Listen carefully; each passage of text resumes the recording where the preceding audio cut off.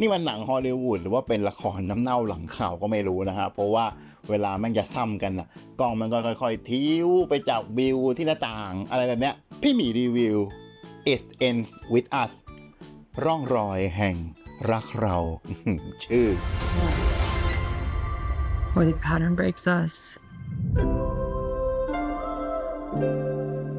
หนังเรื่องนี้นะครับผมดัดแปลงมาจากนิยายขายดีในปี 2016 นะครับของคอรีน ฮูเวอร์เล่าเรื่องของลิลลี่บลูมนะครับหญิงสาวที่ต้องเผชิญหน้ากับความเจ็บปวดในอดีตและการท้าทายในการตัดสินในอนาคตของเธอกับเรื่องครอบครัวและก็ความรักนะครับการแสดงของเบสไลท์ลี่ในบทของลิลลี่นะมันเป็นอะไรที่มันดีมากๆเลยนะในหนังท่ามกลางความน้ำเน่าทั้งหลายแต่เธอเนี่ยกลับโดดเด่นแบบไม่จมน้ำเน่าตายเธอสามารถแสดงได้ถึงความซับซ้อนของอารมณ์และความรู้สึกของตัวละครที่ต้องเผชิญกับความรุนแรงในครอบครัวได้แบบลึกซึ้งเอาจริงๆนะผมไม่เคยดูตัวอย่างหนังเรื่องนี้เลยไปเห็นก็คือสแตนดี้ที่มันตั้งอยู่หน้าโรงหนัง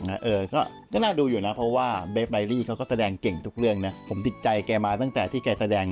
ชาโลที่หนีฉลามอยู่บนแท่นนะอันนั้นคือแบบสุดยอดแล้วตอนดูจากโปสเตอร์นะผมก็คิดว่ามันก็เป็นแค่หนังลักๆใสๆนะฮะอาจจะมีมืดมนบ้างเล็กน้อยแต่พอไปดูจริงๆก็เล่นเอาช็อกเหมือนกันนะเพราะว่ามันค่อนข้างจะดาร์กเลยแม้ว่าช่วงแรกๆหนังมันจะเติมเต็มความโรแมนติกชวนฝันให้เราอย่างแบบเต็มรักเต็มอิ่มใครซาบซึ้งมากๆผมว่าน้ำตาคลอน้ำตาไหลได้เลยนะในความโรแมนติกอันนั้นนะการกำกับของจัสติน บาโดนีนะครับผมซึ่งนอกจากที่เขาจะกำกับหนังเรื่องนี้นะเขาก็ยังแสดงเป็นพระเอกในหนังด้วยนะแสดงเป็นตัวละครที่มีชื่อว่าไลน์คินเคดซึ่งเป็นแบบศัลยแพทย์มือหนึ่งที่แบบภายนอกดูดีทุกอย่างเลยแต่ภายในมันแอบซ่อนความลึกลับความขมขื่นเอาไว้ตอนดูก็แอบรู้สึกนะว่าตัวละครตัวเนี้ยมันจะสามารถพีคไปได้ถึงขั้นไหนThat's all it takes.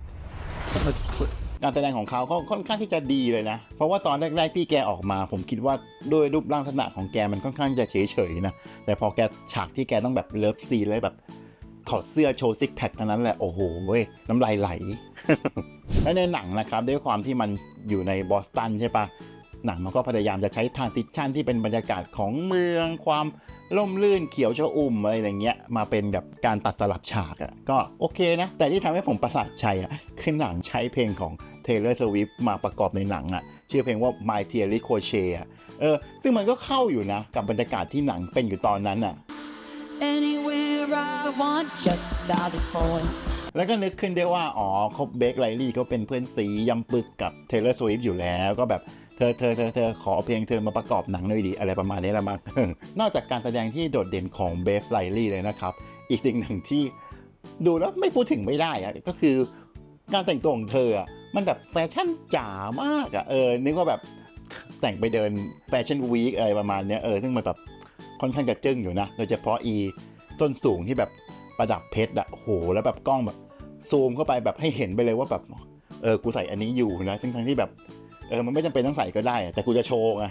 ก็เจ๋งดีนะซึ่งผมก็ไม่รู้ว่าเป็นข้อดีหรือข้อเสียของหนังนะแต่ถามว่าข้อเสียมีไหมมีแล้วก็มีค่อนข้างจะเยอะด้วยก็คือบทของหนังมันค่อนข้างที่จะซ้ำซากว่าง่ายๆมันก็เหมือนหนังรักโรแมนติกทั่วไปช่วงแรกๆก่อนที่จะเปลี่ยนไปโทนดาร์กขึ้นแล้วด้วยความที่ตัวนิยายเนี่ยมันเป็นเรื่องเกี่ยวกับความรุนแรงในครอบครัวนะแต่ว่าหนังมันถ่ายทอดออกมาได้ดูแบบไม่ค่อยรุนแรงมันมีหลายฉากที่หนังพยายามจะตั้งใจหลบฉากเพื่อไม่ให้เราเห็นความรุนแรงจนเกินไปมันก็เลยไม่ค่อยแบบสื่อสารอารมณ์ให้กับเรามากนักในส่วนนี้ที่ผมไม่ค่อยชอบนะคืออยากให้มันเห็นจัดๆไปเลยอะไรประมาณนี้ก็ยังดีที่แบบมีทีมนักแสดงที่แบบยังแบกไว้ได้มันจะมีตัวละครที่ผมรู้สึกว่าแบบอีหยังวะนะที่แบบน่ารำคาญมากแล้วมันก็เป็นตัวต้นเรื่องที่ทำให้เรื่องมันเกิดความสับสนโอลหม่านอะไรขนาดนี้เพราะไอ้ตัวละครตัวนี้ตัวเดียวเลยเห็นแล้วแบบอยากจะเข้าไปอยู่หัวแม่งสุดๆคือแบบทำไมทำเพื่อและอีกอย่างคือหนังไม่ได้เล่าปมของตัวละครบางตัวได้แบบลึกซึ้งพอเราก็เลยรู้สึกแบบไม่ค่อยเห็นแรงจูงใจมากนักแต่มีสิ่งที่มันจูงใจผมในการไปดูหนังเรื่องนี้มากกว่าคือข้อดราม่าระหว่างผู้กำกับจัสติน บาโดนีกับเบคไลลี่ที่แบบตีกันเว้ย เพราะด้วยความที่เบคไลลี่นะแกเป็นโปรดิวเซอร์ของหนังใช่ปะแกก็ใช้ power ของการเป็นโปรดิวเซอร์โดยการไปเอาคนของนางมาทำการเขียนแก้บทอีกรอบหนึ่งนี่ยังไม่รวมไปถึงการที่นางเอาหลัวของนางอย่างไรอัน เรโนมาเขียนไดอะล็อกในบางฉากด้วยนะ นี่มันสิทธิ์ของโปรดิวเซอร์ชัดๆแล้วไปดูดิงานเดินพรมแดงอ่ะปกติผู้กำกับนักแสดงเขาจะเดินด้วยกันอะไรอย่างนี้ใช่ไหมอันนี้แยกกันเดินไปเลยจ้างานเปิดตัวหนังของตัวเองแท้ๆนะแต่แบบแล้วตัวเองก็เป็นแบบพระเอกนางเอกนะกับคอนเวิร์ตต่างคนต่างไปเดินกับครอบครัวตัวเองกันก็สนุกดี แล้วที่มันน่าตลกอีกอย่างคือผู้กำกับอย่างจัสตินบาโดนี่เนี่ยเขาให้สัมภาษณ์ว่าถ้าหนังเรื่องนี้มันจะมีภาค2เนี่ยก็ให้เบคไลลี่กำกับไปเลยจ้าไหนๆมึงเก่งนักมึงกำกับไปเลยกูไม่ยุ่งแล้วอะไรประมาณเนี้ยก็สนุกดีผมว่าอันเนี้ยไอ้เรื่องดราม่าอะไรเงี้ยมันก็สนุกกว่าในหนังอีก สรุปเลยแล้วกันนะครับเรื่องนี้ผมให้ไปที่7 เต็ม 10เลยนะเพราะว่ามันดึงดูดความสนใจผมได้นะและผมคิดว่าก็ไม่น่าใช่ผมคนเดียวเพราะว่าคนอื่นก็น่าจะชอบหนังเรื่องนี้เหมือนกันด้วยความที่หนังใช้ทุนสร้างแค่25 ล้านแต่กลับทำรายได้ไม่กี่วันอะแม่งทะลุ100 ล้านไปแล้วอะซึ่งแบบโอ้โห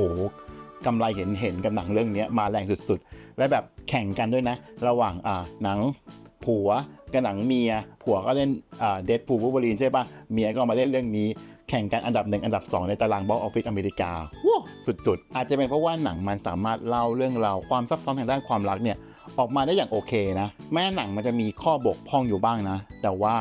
การแสดงที่แข็งแกร่งและก็การนำเสนอที่ละเอียดอ่อนนะทำให้หนังเรื่องนี้ควรค่าแก่การรับชมอยู่นะโดยเฉพาะผู้ที่สนใจกับเรื่องราวที่มันเกิดความรุนแรงภายในครอบครัวแล้วก็การต่อสู้เพื่อความสุขของตัวเองนะแล้วถ้าใครแบบอินมากๆแม่งอาจจะแบบ